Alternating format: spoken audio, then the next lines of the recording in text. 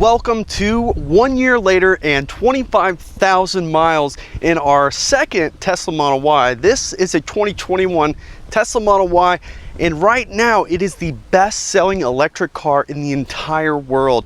And there's a lot of really good reasons for that. But there's also been a lot of changes over the last year and a half that would suggest maybe there's some better values out there. It's no secret that when the Model Y launched, it was destined for greatness. And a lot of that is due to the Tesla Model 3. When the Tesla Model 3 came out in 2017, it changed the game and it really brought a higher volume, affordable electric car that you want to drive to the market. The Model Y has taken that recipe and amplified it. The Model Y is very much like the Tesla Model 3, except for some very key differences. One of the biggest differences is the size of the car. For most families, the Tesla Model 3 is perfect. However, for those of you who need just a little bit more space or you have more children, the Model Y gives you that extra space that you so desire. And if you're an adventure seeker, there's no other electric car out there right now that is more capable than the Model Y. So today I'm excited to share with you this last year experience with this Model Y, with really about 26,000 miles on this car now. Our first Model Y we drove for 1 year and 40,000 miles. So when you add in this 26,000 miles, we actually have about 66,000 miles behind the wheel of a Tesla Model Y. So I'm excited to share with you what that's all been like, the good and of course the bad, which I think sometimes gets glossed over, but I want to make this very honest, very genuine, a realistic look at what owning a Tesla Model Y is like and what you should expect. If you're considering an electric car in 2022, there's no doubt the Tesla Model Y has to be on your list, and it's probably pretty high on your list. But over the last year and a half, there have been quite a few changes globally to the economy that have really impacted prices, and this car right here has been hit probably at the high end of the pack.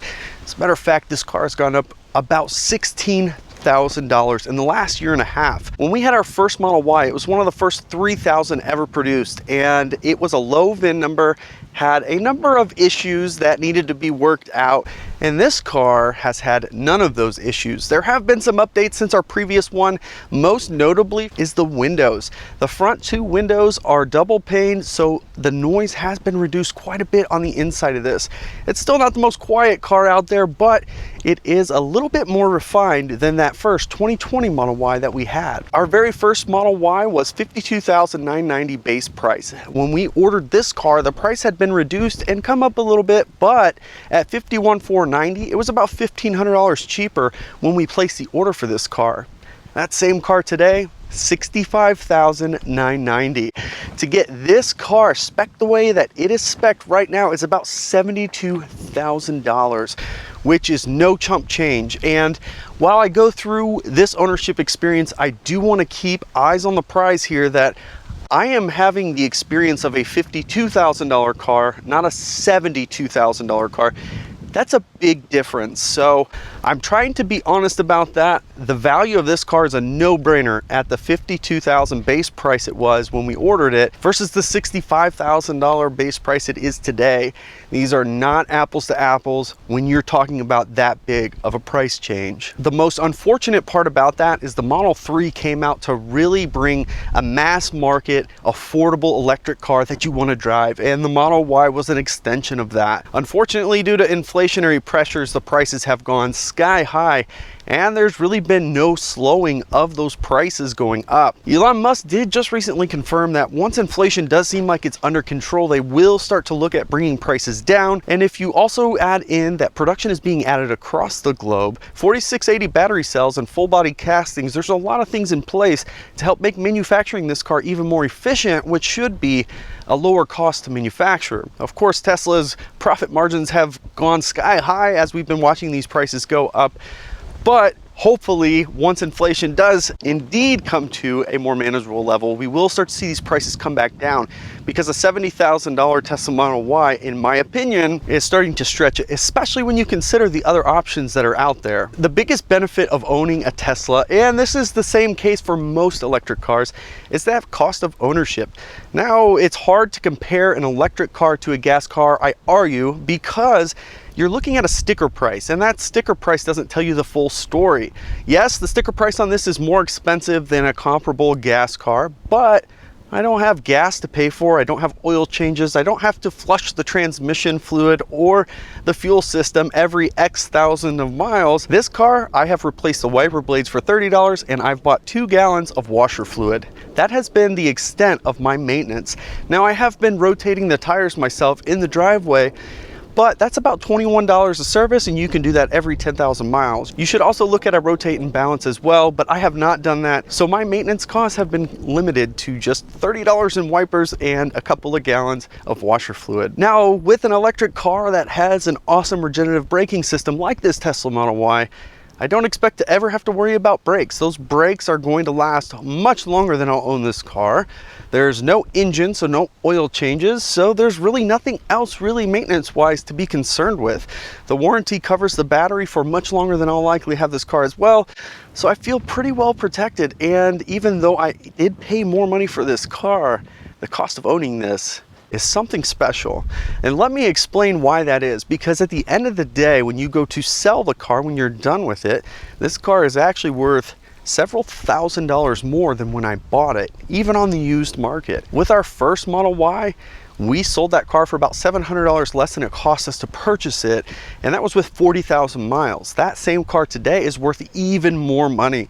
This car, same situation. So that salvage value is quite a bit higher than your standard run-of-the-mill Honda Civic or Toyota Camry or car of your choice. These cars are holding their value exceptionally well, and with gas prices in the $5 range nationally, that is definitely helping keep these values up. So now that those prices are coming down just a bit, it should help with bringing more stability to the used car market, hopefully for EVs just like this Model Y. Even before gas prices exceeded $5 a gallon, we were saving hundreds a month on gas versus electricity.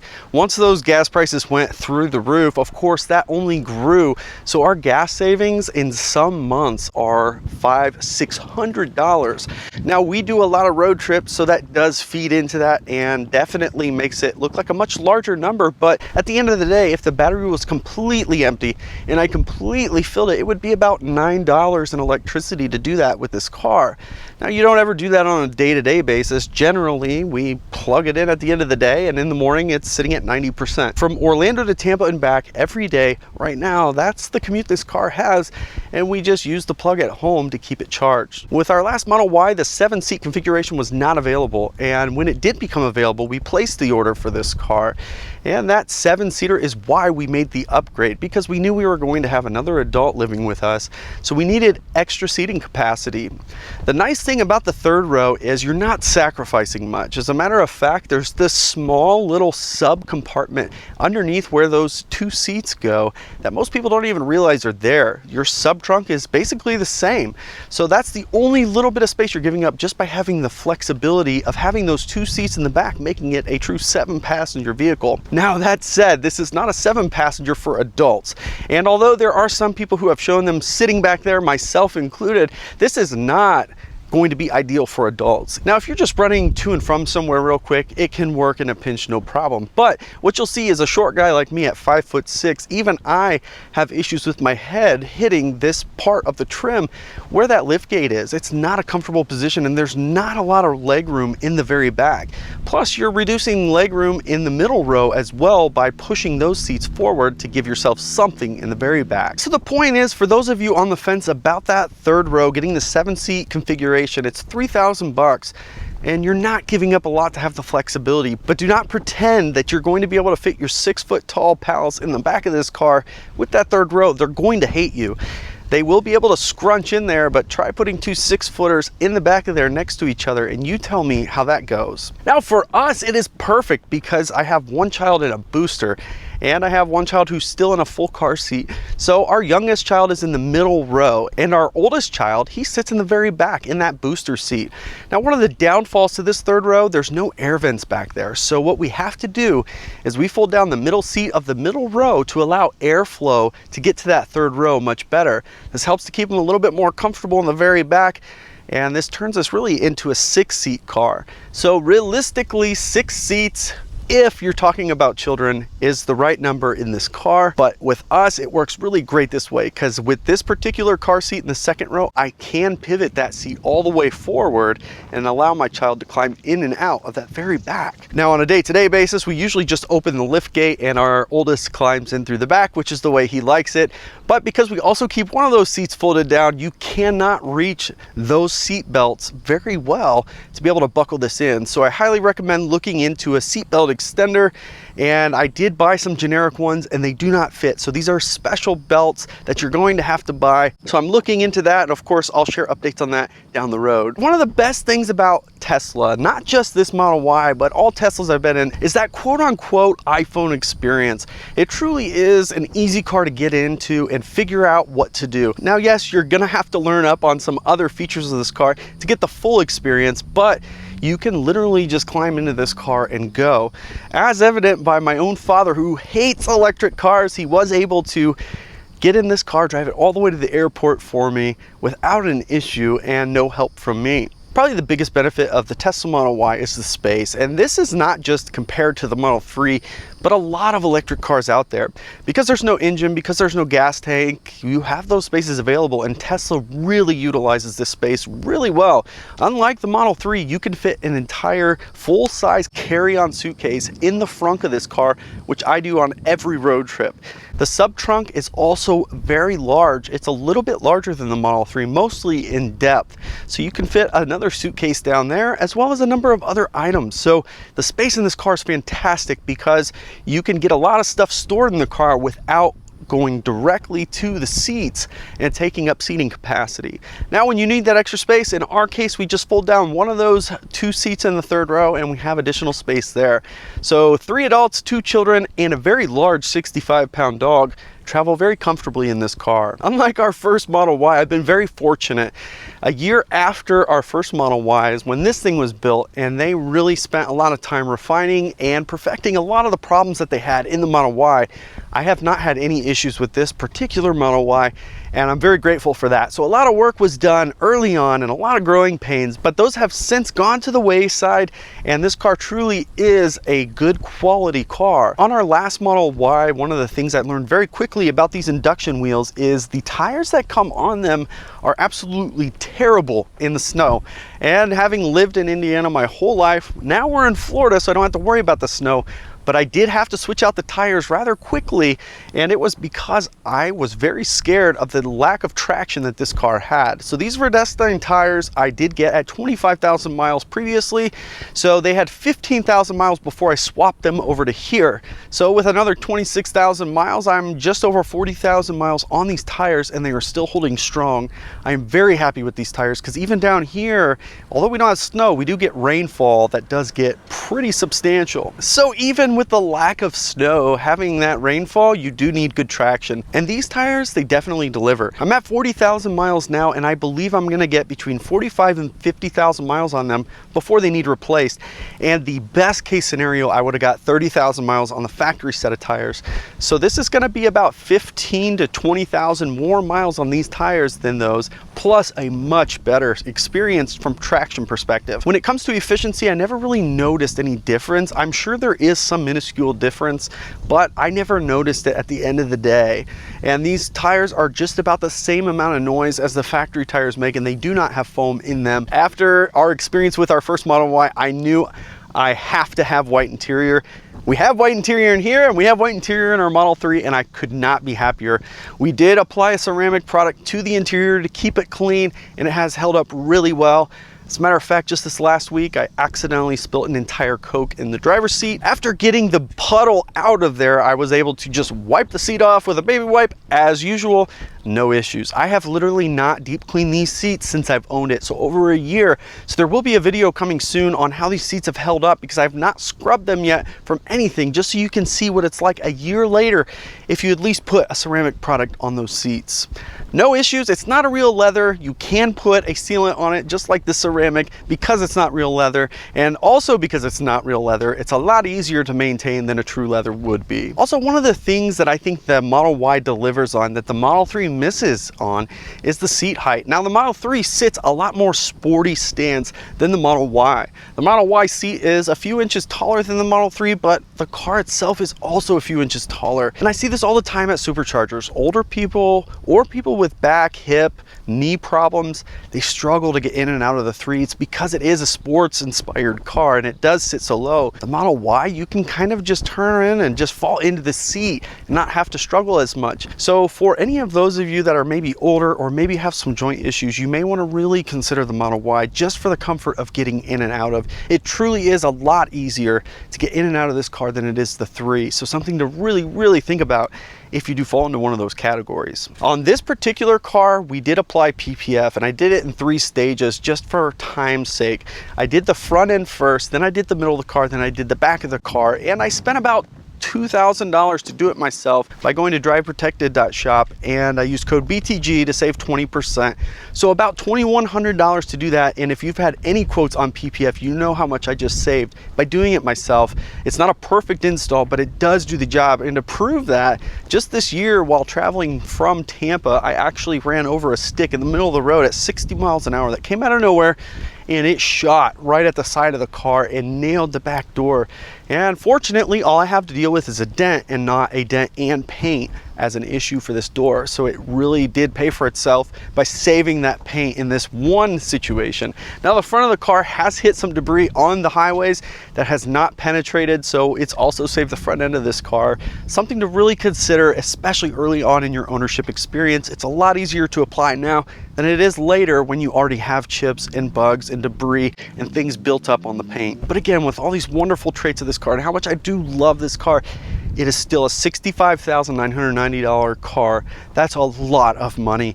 And today's market represents much better competition than ever before. And tomorrow's market is going to be even more competitive. There are some cars out there now that present quite a value compared to a Tesla, let alone the Tesla Model Y. So for those of you who are trying to decide, in my opinion, it comes down to this. Can you afford the Tesla? If you can afford it, you won't be dissatisfied with it.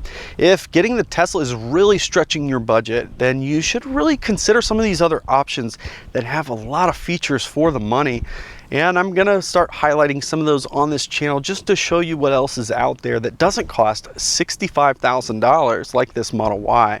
I think you'd be surprised to see what's available out there. Now the downside to that is you have to deal with a dealer, and you know how fun that is and what all comes with that, including markups, because they want to. So that part's unfortunate, but there are fantastic options out there that you can consider outside of a Tesla.